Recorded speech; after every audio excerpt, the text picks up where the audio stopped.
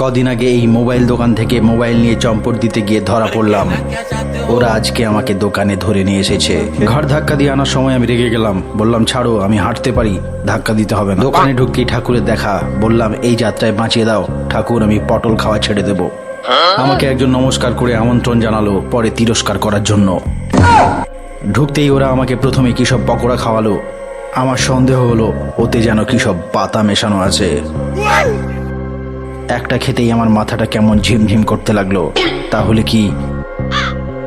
এরপর আমি কিছুক্ষণ জ্ঞান হারা হয়ে একই জায়গায় পড়ে রইলাম। অজ্ঞান করিয়ে ওরা আমার সমস্ত জায়গা জমি নিয়ে নিল সই করিয়ে, কিন্তু ওরা জানে না আমার নামে লবডঙ্কা।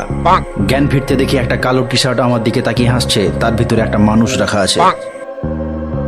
জ্ঞান ফিরতেই আমি মালিককে বললাম, দাদা যা হয়েছে বাদ দিন, আমাকে বরং এই মোবাইলটা দিন। ওরা বললো এটা মোবাইল নয় শালা।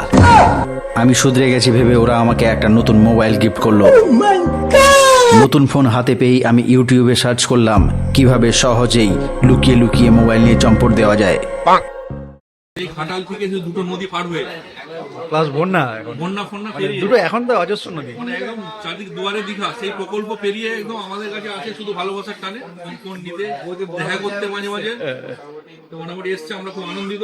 না দেখা করতে আসলে একটা করে ফোন ধরিয়ে দেয়। ওপো খুব ভালোবাসে আমাকে।